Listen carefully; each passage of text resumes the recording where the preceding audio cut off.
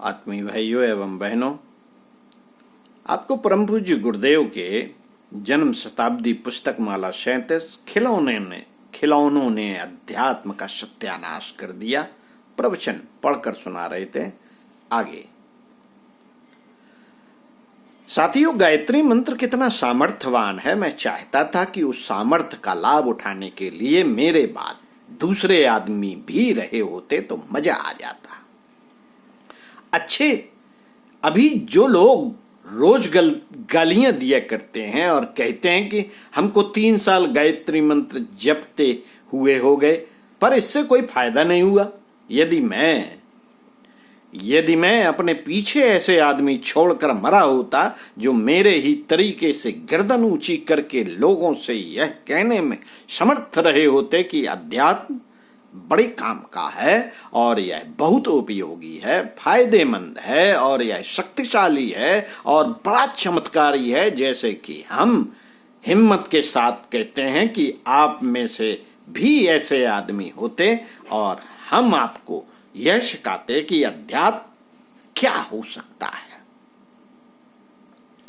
गायत्री क्या हो सकती है, उपासना क्या हो सकती है और उपासना के आधार क्या हो सकते हैं। बेटे, मैंने इसलिए शिविर में आपको बुलाया था कि गायत्री उपासना के जो 5 अंग, 5 कोश, अन्नमय कोश, प्राणमय कोश, मनोमय कोश, विज्ञानमय कोश और आनंदमय कोश हैं, इन 5 कोशों की उच्च स्तरीय उपासना जो इसमें जुड़ी हुई है उसे सामान्य प्रक्रिया से भी जोड़कर रखा है। यह ऊंचे स्तर की भी है। इसे मैं आपको समझाना चाहता था कि इन 5 कोशों का अनावरण कैसे किया जाता है। अभी तक जो ज्ञान आपको दिया गया वह यह समझकर दिया गया कि अभी आप बालक हैं, समय आएगा तो मैं समझा दूंगा, सिखा दूंगा। मित्रों, सोचता हूं अब शुरुआत तो करूं, आपको पट्टी पूजन तो कराऊं, ओलम 12 खड़ी तो सिखाऊं, अक्षर ज्ञान तो सिखाऊं, गिनती गिनना तो सिखाऊं, फिर पीछे फिजिक्स सिखा दूंगा, केमिस्ट्री सिखा दूंगा, रेखा गणित सिखा दूंगा, गणित सिखा दूंगा। ये सब चीजें मैंने छिपा कर रखी थी। अभी मैंने आपको गिनतियां याद कराई थी और पहाड़े याद कराए थे और आपको जप करना सिखाया था, अनुष्ठान करना सिखाया था, माला घुमाना सिखाया था, प्राणायाम करना सिखाया था और इनकी विधि सिखाई थी, कर्मकांड सिखाया था। इन सब का प्राण तो मैंने सिखाया भी नहीं। मैं चाहता था कि चलते चलते इनका प्राण सिखा जाऊं ताकि आपको अध्यात्म जीवंत हो सके, ताकि आपकी उपासना जीवंत हो सके और जीवंत उपासना का जो लाभ आपको मिलना चाहिए वह लाभ आपको मिलने में समर्थ हो सके और आप अपनी जिंदगी में यह अनुभव कर सकें कि हमको कोई ऐसी चीज बताई गई थी, अगर हमने नहीं की तो ठीक है, लेकिन की तो उसको पूरे का पूरा फायदा उठाया। हम आपको ऐसा ही अध्यात्म सिखाने के इच्छुक हैं। साथियों, आपको ऐसा अध्यात्म सीखना चाहिए और ऐसा अध्यात्म जानना चाहिए।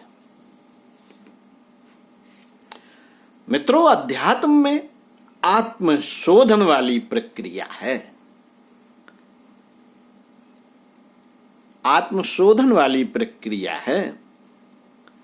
पंचमुखी गायत्री के 5 मुखों को 5 दिशाओं, 5 धाराओं, गायत्री उपासना के 5 टुकड़ों में बांट दिया गया है। इसमें 3 चरण हैं, एक पर्व है, इसमें एक ओम है। गायत्री 5 हिस्सों में बटी हुई है, जिसको हम 5 हिस्सों में व्याख्या कर सकते हैं। इसको हम 5 कोशों का जागरण कह सकते हैं। इसके लिए हम आपको 5 उपासनाएं सिखा सकते हैं, जिसे आपको समझना चाहिए। गायत्री माता का पहला वाला खंड वह है जिसे हम प्रत्येक क्रिया कृत्य के साथ सबसे पहले सिखाते हैं और कहते हैं इसके बिना कोई कृत्य पूरा नहीं हो सकता। वह क्या हो सकता है? वह है आत्मशोधन की प्रक्रिया। आत्मशोधन की प्रक्रिया के कौन कौन से अंग हैं?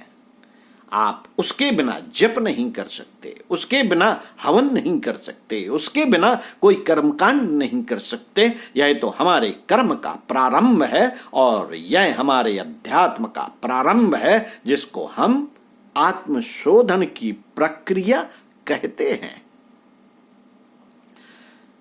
उसमें क्या क्या चीजें आती हैं बेटे? इसमें पहला अंग पवित्रीकरण का आता है। ओम अपवित्रः पवित्रो वा सर्वावस्थां गतो अपिवा। यह पहला पाठ है। इसके बाद आपको 3 आचमन करना सिखाते हैं। 3 आचमन करने के बाद में प्राणायाम सिखाते हैं, न्यास सिखाते हैं, शिखा वंदन सिखाते हैं और आपको पृथ्वी पूजन सिखाते हैं। यह 6 क्रियाएं हैं जिन्हें षटकर्म भी कहा जाता है। आप षटकर्म का प्राण समझिए और अध्यात्म की भूमिका में प्रवेश कीजिए और गायत्री उपासना के दरवाजे को खोल दीजिए। आप उसमें घुसने का प्रयत्न कीजिए। यहां से प्रयत्न आरंभ होता है। इसके बाद और सब काम होते हैं। गायत्री जप इसके पीछे है बेटे, पीछे होता है गायत्री जप। ध्यान उसके पीछे होता है और सब क्रिया कृत्य इसके पीछे होते हैं। सबसे पहले आपको यह क्रिया करनी पड़ेगी। अगर आपने यह नहीं किया तो आपका सब काम अधूरा है। आत्मशोधन की प्रक्रिया से आपको उपासना आरंभ करनी चाहिए थी। आत्मशोधन के पीछे क्या है बेटे? यह वास्तव में अपनी आंतरिक सफाई की प्रक्रिया है। आंतरिक सफाई किस तरह से की जाती है? जिस तरह से आपने जमीन से कच्चा लोहा निकलते देखा है। भारी और कच्ची मिट्टी का नाम लोहा है। भारी मिट्टी लोहा कैसे हो सकती है? स्टील कैसे हो जाती है? बेटे आपको गर्म करना पड़ता है, शोधन करना पड़ता है। इसकी मिट्टी अलग निकाल देते हैं, जला देते हैं। आप बोकारो चले जाइए, सारी की सारी फैक्ट्रियों में आप चले जाइए और यह कहिए कि साहब यहां कच्चा लोहा पकाया जाता है। अच्छा तो लाइए, कच्चा लोहा दिखाइए। कच्चे लोहे में मिट्टी मिली होगी। मिट्टी को साफ करना और साफ करके लोहा निकालना सबसे पहला काम है। साथियों, इसी तरह सबसे पहला काम है आत्मशोधन। हमारी जीवात्मा जो निकृष्ट स्तर की घटिया हो गई है, गुजरी बनी हुई है, इसमें न कोई शक्ति है न कोई चमत्कार है, अज्ञान में डूबी हुई है, असहाय, दीन, दुर्लभ, प्रत्येक क्षण चिंताओं से घिरी हुई, पाप और अनाचारों से घिरी हुई, दुख और दर्द से घिरी हुई, शोक और संताप से घिरी हुई, अर्थात मलावरण से हमारी चेतना घिरी हुई है। मलावरण से हमारी चेतना घिरी हुई है। इसको क्या करना पड़ेगा साथियों? क्या करना पड़ेगा? इसको बेटे इसी तरह से अलग करना पड़ेगा। अलग, जैसे कि लोहे को मिट्टी से अलग करना पड़ता है। अगर आप यह प्रक्रिया पूरी कर लें तो समझना चाहिए कि आपने आध्यात्मिकता का पहला वाला सिद्धांत सीख लिया।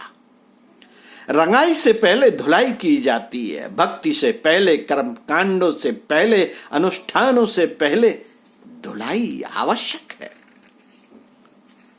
अगर कपड़े की धुलाई नहीं की गई है तो रंगाई नहीं कर सकते। नहीं साहब, ऐसे ही रंग दीजिए। क्या रंग दें? हमारा कोट रंग दीजिए। कैसा रंग दें? गुलाबी रंग दीजिए। अच्छा ला कहाँ है कोट? तेल में डूबा हुआ, मैल में डूबा हुआ, मिट्टी में डूबा हुआ, सारा का सारा मैला पड़ा है। बेटे नहीं रंगा जा सकता। नहीं साहब, रंग दीजिए। बेटे हम गुलाबी रंग रंगेंगे तो हमारा रंग खराब हो जाएगा, यह नहीं रंगा जा सकता।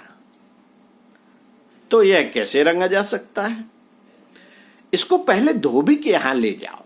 धोबी क्या करेगा? इसके ऊपर जो मलिनताएं चढ़ी हुई हैं, उन मलिनताओं को वह पहले साफ करेगा, पापों को साफ करेगा, अनाचारों को साफ करेगा। जिस दिन वह सारे के सारे जो आवरण चढ़े हुए हैं उन्हें साफ कर देगा, उस दिन तू हमारे पास ले आना। फिर जो भी रंग कहेगा हम तेरे कुर्ते को, तेरे कोट को, तेरे पैंट को उसी रंग से रंग देंगे। महादेव जी का गुलाबी रंग रंग देंगे, हनुमान जी का पीला रंग रंग देंगे, लक्ष्मी जी का बसंती रंग रंग देंगे। जिस भी देवता का कहेगा हम फौरन रंग देंगे। लेकिन रंगने से पहले तुझे सफाई करनी पड़ेगी, आत्मशोधन करना पड़ेगा। अगर आपने सफाई नहीं की और रंग करना शुरू कर दिया, जप करना शुरू कर दिया, अनुष्ठान करना शुरू कर दिया, ध्यान करना शुरू कर दिया और पूजा करना शुरू कर दिया, तो बेटे आपका रंग खराब हो जाएगा। पहले धोकर लाइए। धोने की इस प्रक्रिया का नाम ही आत्मशोधन है, जो सबसे पहले आपको सिखाई थी और जिसकी आज मैं व्याख्या कर रहा हूं। रंगाई से पहले अंगारे के ऊपर चढ़ी राख की परत को हटाते हैं। अंगारे के ऊपर राख की परत जम जाती है। राख की परत को जब हटा देते हैं, ओम शांति।